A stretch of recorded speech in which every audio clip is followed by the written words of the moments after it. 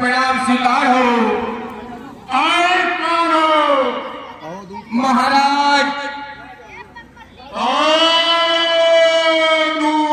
क्या समाचार है?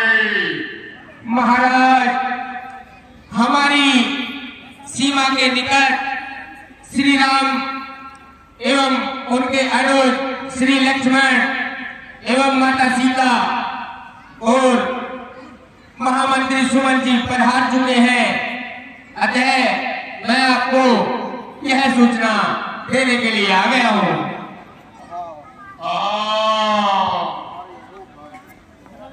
हमारे अहो भाग्य है, हमारे राजा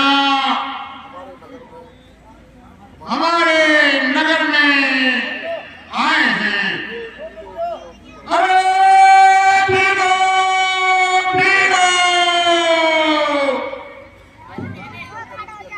मैं सब चलकर उनकी अगुवाई करूंगा। हमारे अन्नदाता हमारे द्वार पर आए हैं, सभी को उनकी सेवा करनी है। उनकी अगुवाई के लिए सब मेरे साथ करो। जो आज्ञा खादराज जी। बजाओ भाई।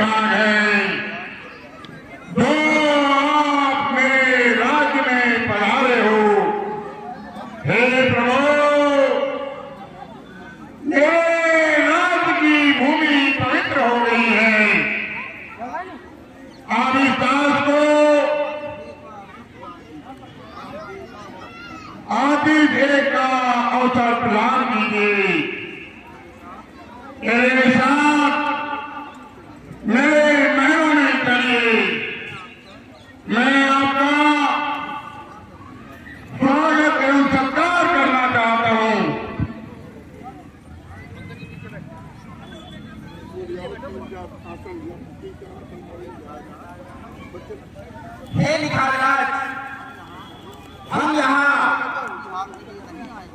वन विहार के लिए नहीं आए हैं। हम तो अपने माता पिता के आज्ञा से आए हैं। हमें उनकी आज्ञा का पालन करना होगा। 14 वर्षों तक हमें वनों में ही रहना है।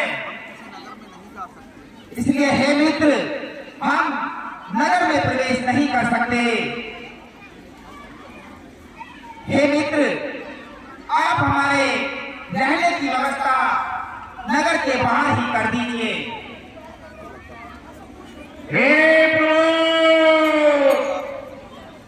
यदि आप ऐसा ही चाहते हैं, मैं आपके रहने की व्यवस्था कर देता हूँ। हे वीरों, प्रभु के रहने की व्यवस्था की जाए और इनका सख्त पहरा दिया जाए और इनका हर तरह से ध्यान रखा जाए।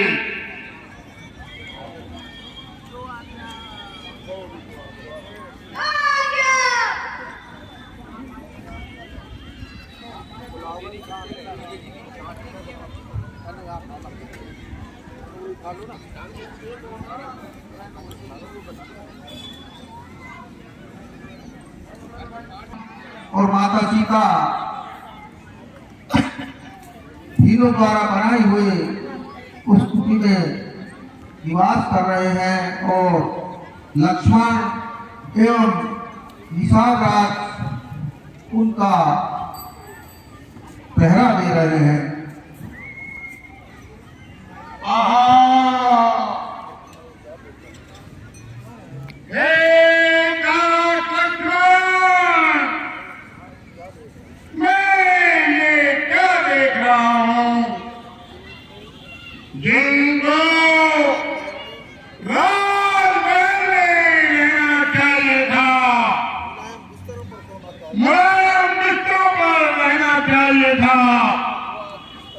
वो आज किस प्रकार भूमि पर सहन कर रहे हैं। एक बात लक्ष्मण, ये विधाता की करनी अजीब है। इन कोमल राजकुमारों को किस तरह हमने भेज दिया।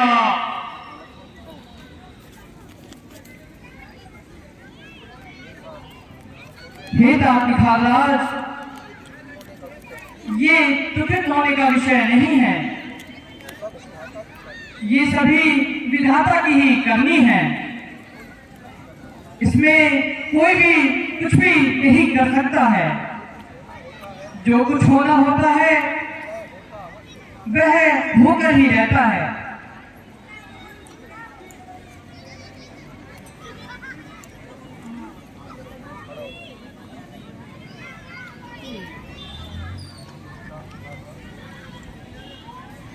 हे महाराज, प्रातःकाल हो गया है।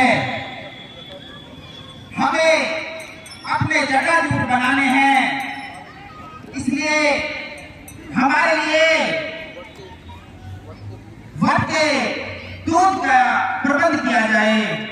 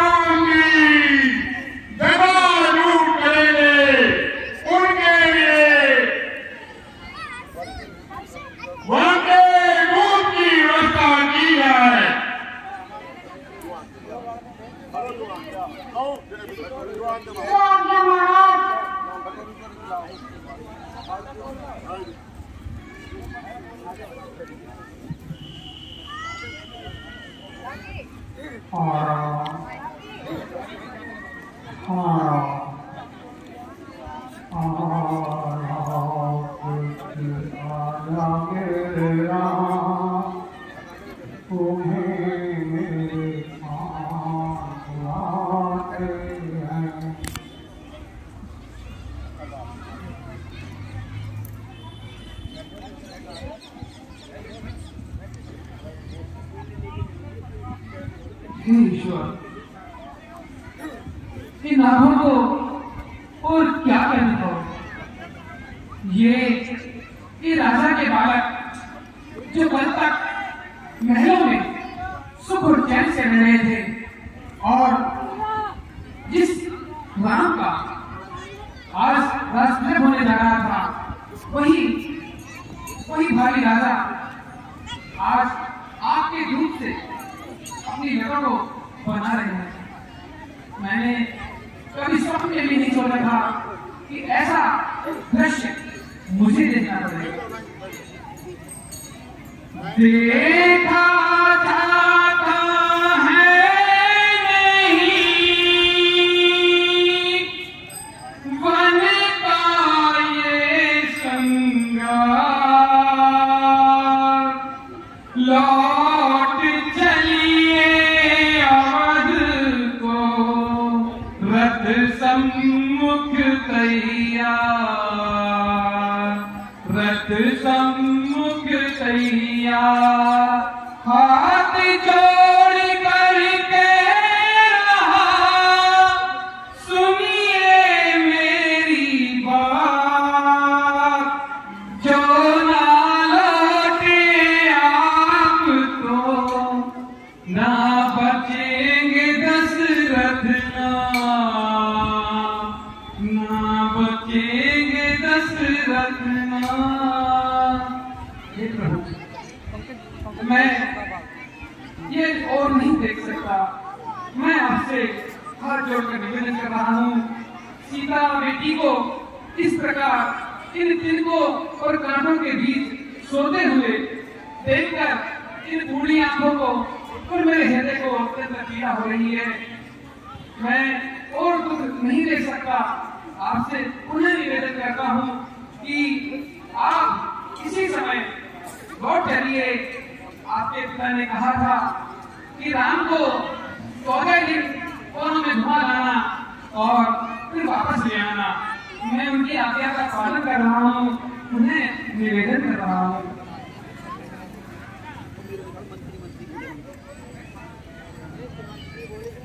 हे सुमंत्री, हम वापस अयोध्या नहीं जाएंगे, इसलिए हे राजकुमार, आप वापस अयोध्या की ओर प्रस्थान करो।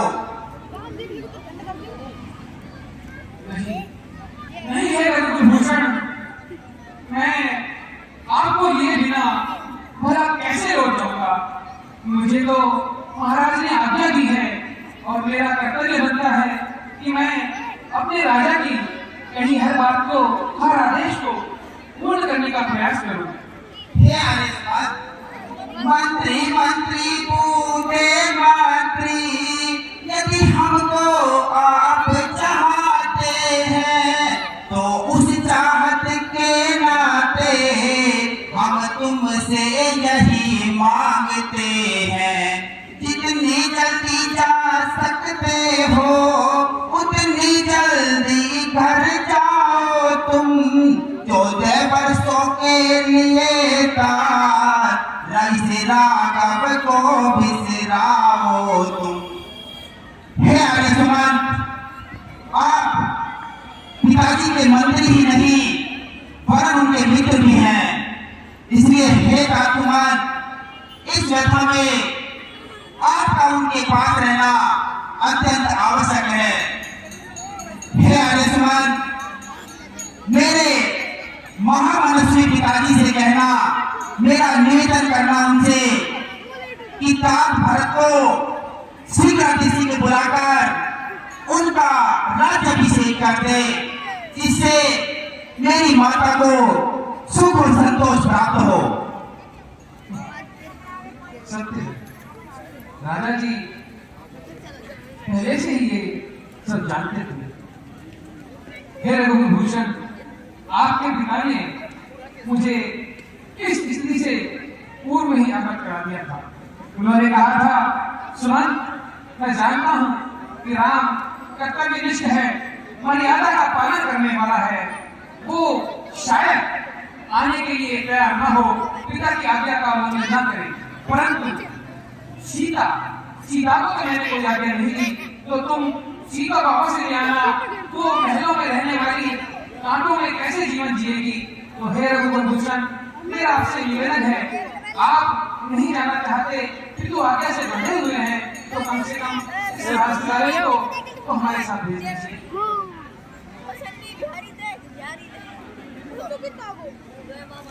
हे मंत्रीवन, हे सुमंत जी, आप हमारे पिता तुल्य हैं, इसलिए मैं तो आपसे यही कहना चाहूंगी, मंत्री सोने की चमक कभी सोने से अलग न होती है, चरणों की रेखा चरणों के होने से अलग न होती है।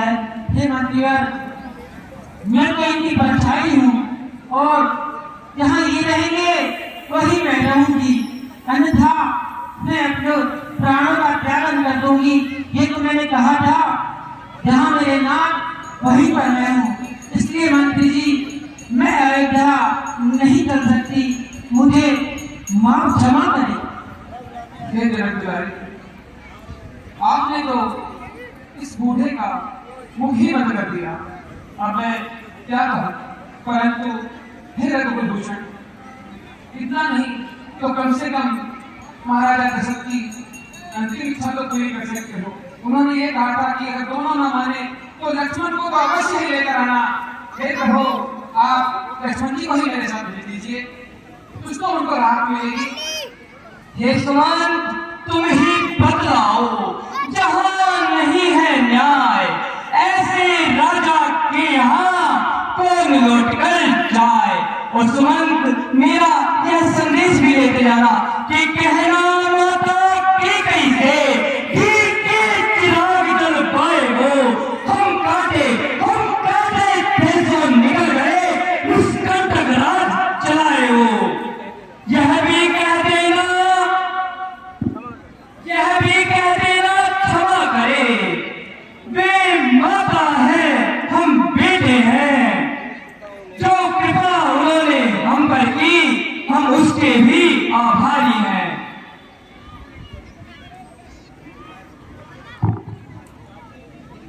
हे मंत्री जी, दिल की तख्ती पर छोटे के वचनों को मत निकलेना तुम। सुमंत तुम्हें वहां पहुंचे केवल इतना कह देना तुम। माता के आशीर्वाद से हम कुशल सहित घर आएंगे। 14 वर्ष जब पूर्ण होंगे हम कुशल सहित घर आएंगे।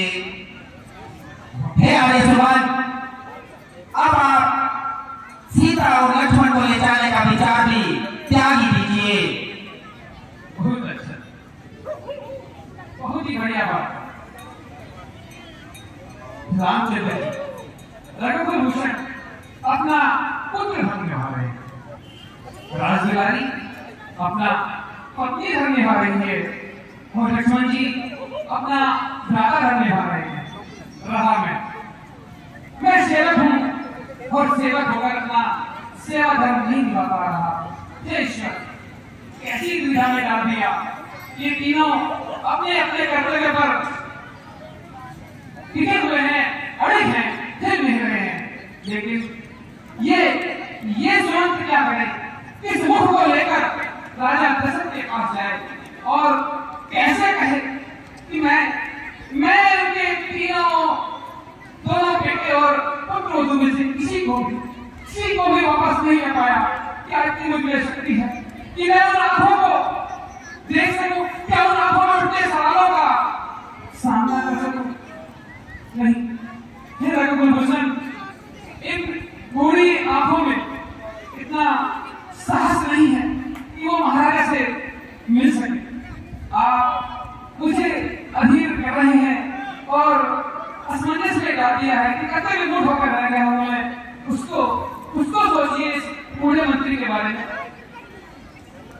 हे आर्य समाज, अपनी बुद्धिमत्ता और चतुराई से विकट परिस्थिति में समस्या का समाधान करने वाले ऐसे मंत्री का अधीर होना शोभा नहीं देता। हे आर्य समाज, अपनी इसी चतुराई और बुद्धिमत्ता से अयोध्या का शासन चलाने में अपना सहयोग प्रदान करना।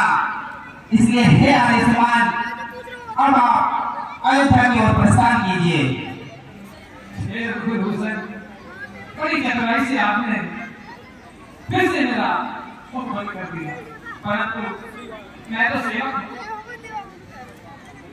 मुझ में तो इतनी हिम्मत नहीं, इतना धैर्य नहीं कि मैं जयजीव का सामना कर पाऊं। लेकिन हे रघुकुल भूषण, ठीक है, अब जो चाहे ईश्वर वही होगा। मैं आप लोगों से आज्ञा तो ले रहा हूं, लेकिन समझ नहीं पा रहा हूं कि कैसे अवध की ओर में कदमों को बढ़ाऊं। मैं चाहता हूं बढ़ाऊं। हे तात्मान, ऐसे अधीर मत होइए। आप अपने कर्तव्य का पालन कीजिए और मैं अपने कर्तव्य का पालन करता हूं। इसलिए हे तात्मान, आप शीघ्र अतिशीघ्र अयोध्या लौट जाइए।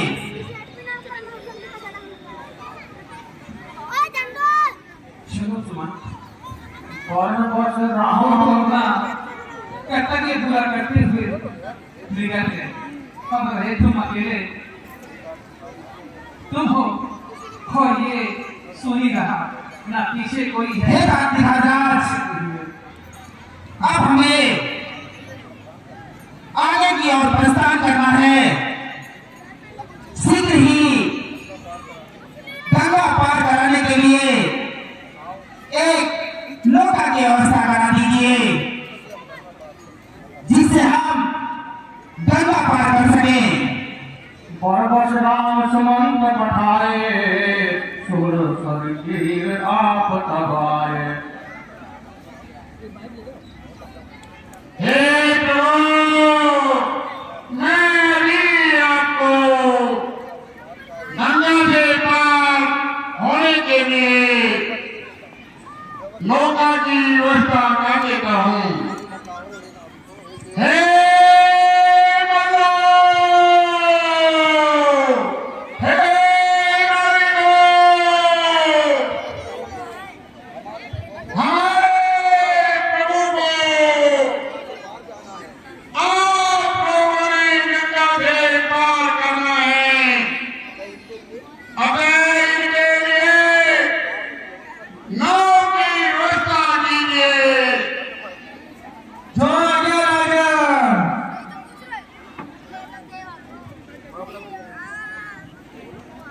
हाँ भाई, ये तो कोई महारानी सी लग रही है और आज तो अच्छी उतराई मिलेगी। बिल्कुल बिल्कुल सही कह रहा हूँ। हे भाई महाराज, ये कौन है? इनका परिचय तो कराइए। हे केवल,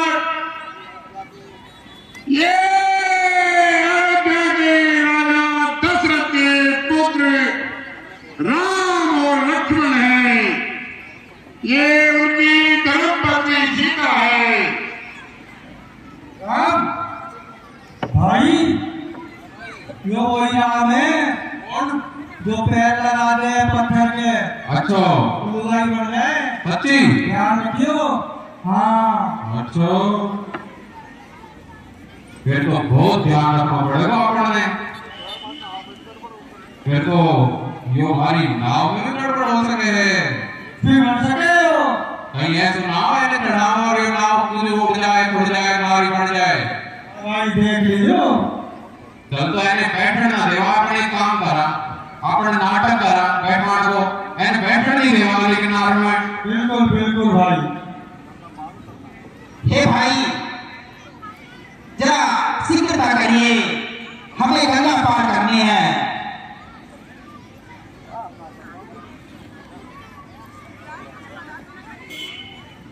हम तो नाव पार न करो, हम तो गंगा मैया को पार न करो। क्यों भाई, ऐसा क्या कारण है जिससे आप हमें गंगा पार करने के लिए इतना संकोच कर रहे हैं? रहने दो, हमें सब पता है। ये आपकी कीर्ति का बहुत बखान सुना है हमने। इन्हें करना की रथ को जादू हम जाना। एक शिला पत्थर को छूने से नारी बन गई। ये तो हमारी काट की नाव है। अभी हमें चढ़ा दियो तो केवल के बन जाएगा। हम तो रोटी पानी गुजारो ऐसे करा। अगर है वही चाहिए हमारी तो हम भूखो मर जाएगा। हम गुजारो ऐसा कराना। हे भाई, आप तनिक भी संकोच मत कीजिए। आप मुझे बताइए, मैं आपकी शंका को कैसे दूर करूं जिससे आप मुझे गंगा पार कराओ।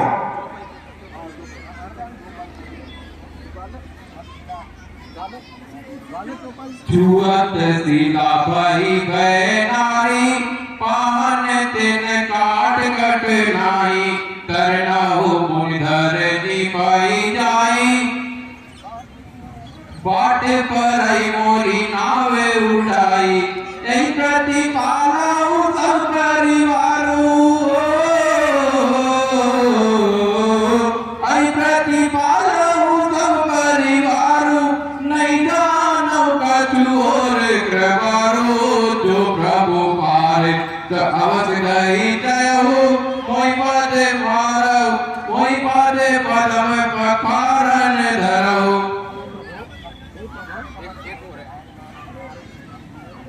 पद कमल धाई लड़ाई नावन नाद उतराई जयो मोई राम राहुर आन दशरथ सपत सब साथी गयो। हे प्रभु मैं आपको गंगा पार नहीं करा सकता। देखिए मैं तुम्हारे मैं बताऊंगा तेरे को, पैर में जादू है ना है पता ना, लेकिन यो जो रेत है मैं बहुत जादू है। अच्छी तो एक काम कर सका जब तक ये पैर ना धुआवे आपने ना चढ़ावा। बिल्कुल ना चढ़ाओ। हे प्रभु मैं आपके पांव पखारे बिना आपको ना तो नाव में चढ़ाऊंगा और ना ही गंगा पार कराऊंगा।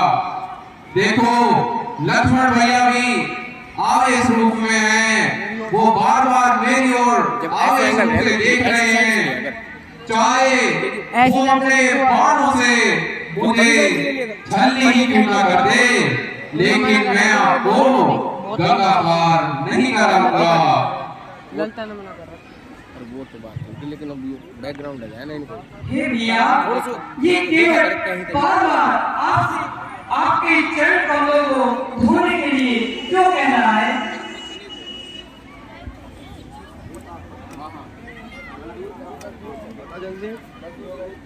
हे लक्ष्मण तुम नहीं जानते इसमें एक गुप्त रहस्य है।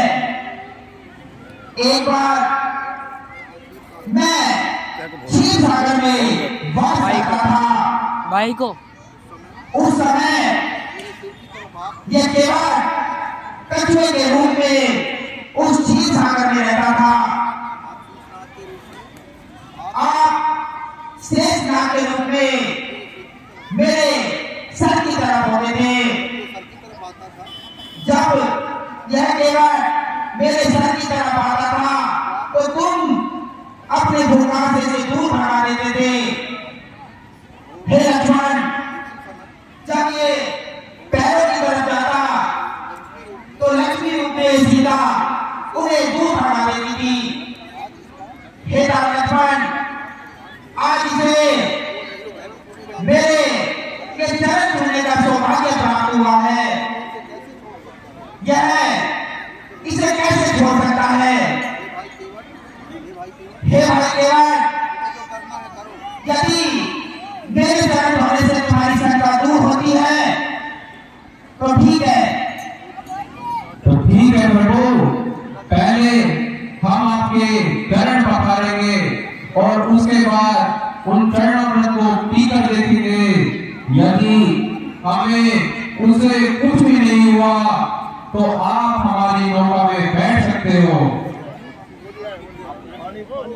भैया जल्दी से आ, प्रभु के चरण पखारने हैं।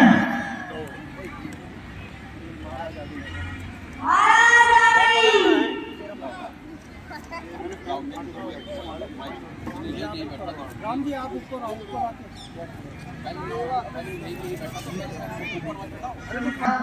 और अपने परिवार को मुक्ति का रास्ता प्रशस्त कर रहा है।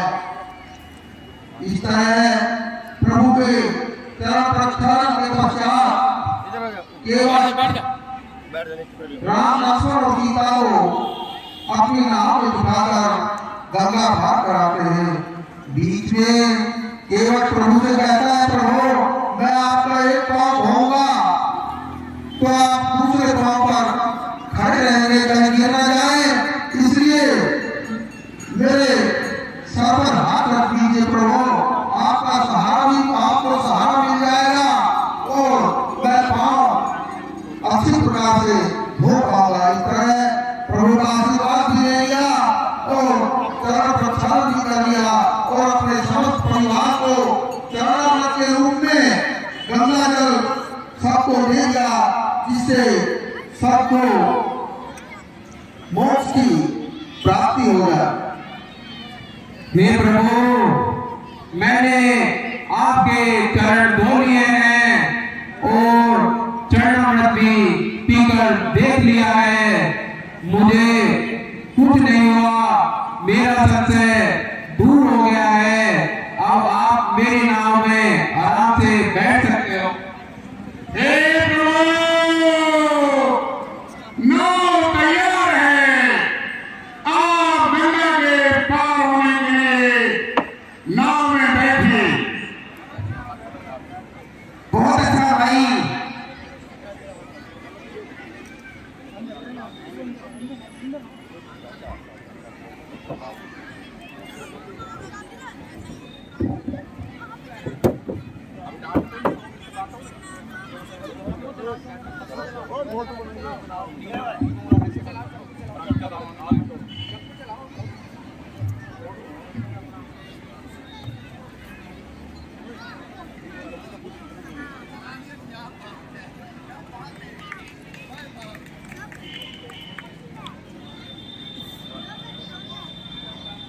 आगे सुनो।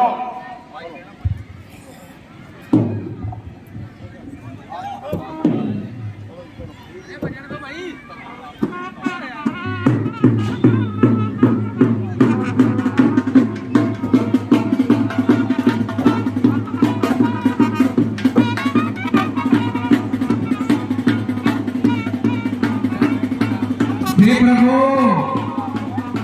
गंगा किनारे हमने आपको उतार दिया है।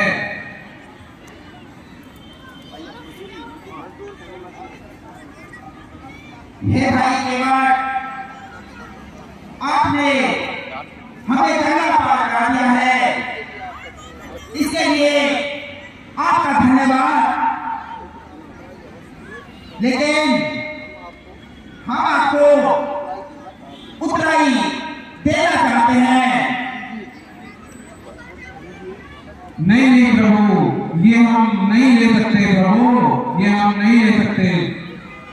मजदूर कई मजदूरों से मजदूरी लेते हैं प्रभु, मल्लाह कई मल्लाहों से मल्लाई लेते हैं प्रभु। अपने को ऋणी समझते हो तो ऋण वही चुका देना। मैंने तुमको गंगा पार किया, मुझे तब से पार करा देना।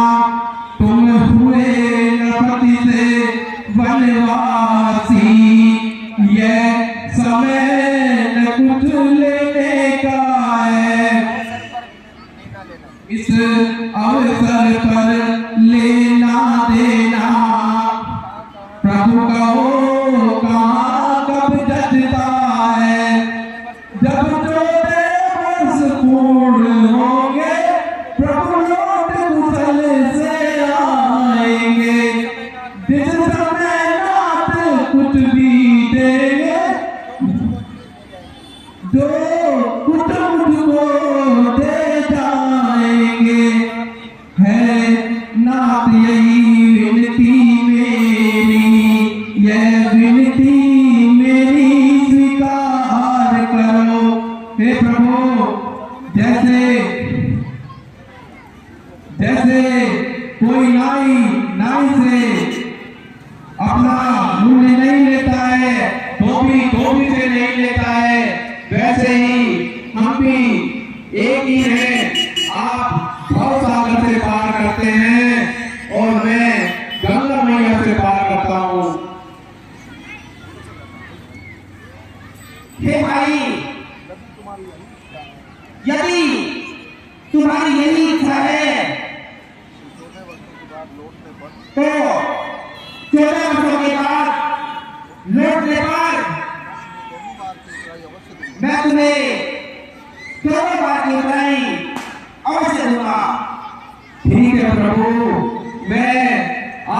इंतजार 14 वर्ष तक, आपके वनवास का पूर्ण होने तक आपका इंतजार इसी तट पर करता रहूंगा।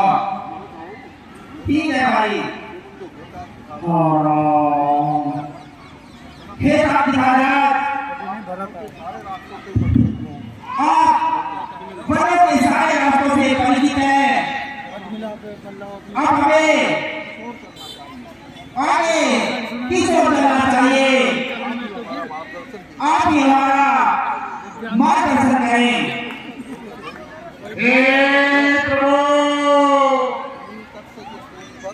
यहाँ से थोड़ी दूरी पर है, हमें पहले वहाँ करना चाहिए। इसके उपरांत आगे की यात्रा वही बढ़ाएंगे। ठीक है भाई, चलिए।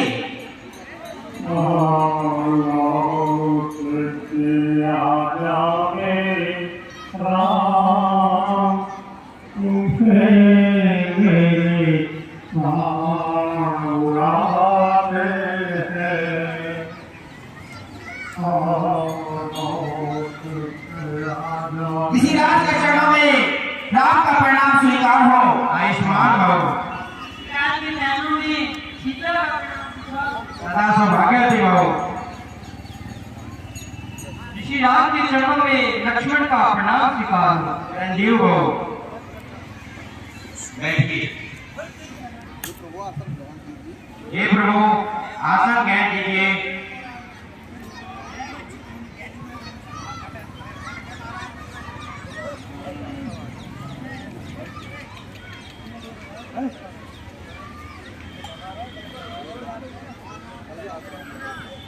हे रामलाल जी, कुछ दिनों तक मेरा यहाँ पर आश्रम में आप निवास कीजिए। जो आपको ये वनवासी होने का आदेश पिताजी के आधार पर मिला है, आप इसका यहाँ पर रहकर पालन कर सकते हैं। हे ऋषिराज, हम ऐसा नहीं कर सकते। हमें आगे भी और बड़ों की ओर जाना है। आप कोई ऐसा उचित स्थान बताइए जहाँ पर हम कुछ दिनों के लिए निवास कर सकें और अपने इस वनवास का समय व्यतीत कर सकें। हे प्रभु, वैसे तो आप सभी चीजों से विभिन्न हैं, लेकिन अनजान होकर आप पूछते हैं, तो मैं आपको बताता हूँ। प्रभु, यहाँ से कुछ ही दूरी पर चित्रकूट नाम की एक जगह है। मेरे मुनिगण वहां पर और उनके साथ शिष्य निवास करते हैं।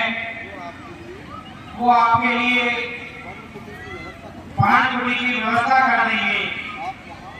आप वहां कुछ दिनों के लिए रहिए। वहां पर आपके लिए सभी सुविधाएं होंगी। बहुत अच्छा है सर, हम ऐसा ही करेंगे।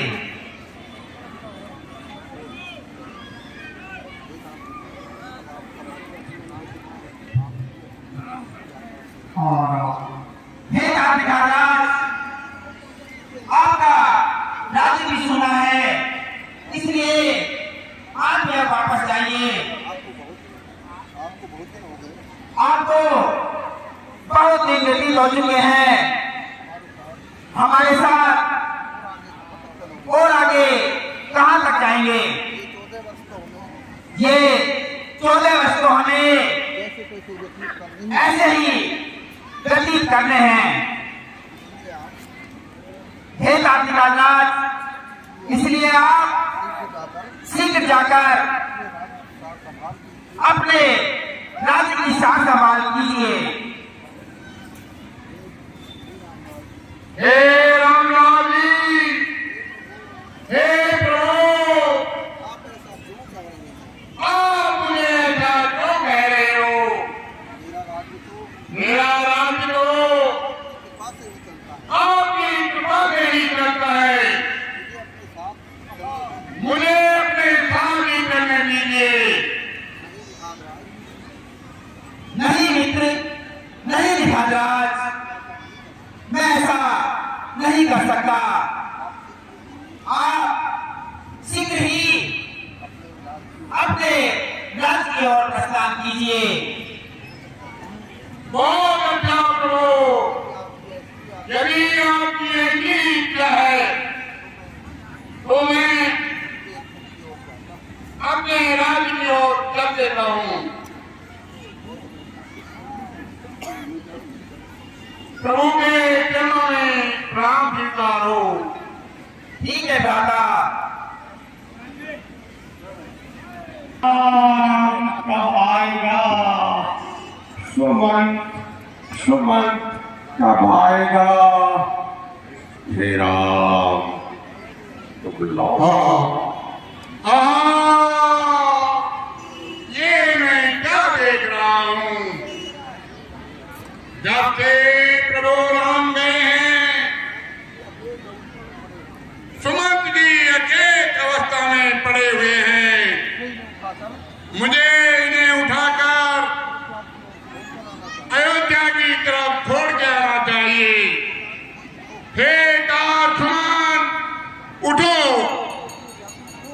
इतने व्याकुल क्यों हो? अपने कर्तव्यों का पालन कीजिए। हे दासमान,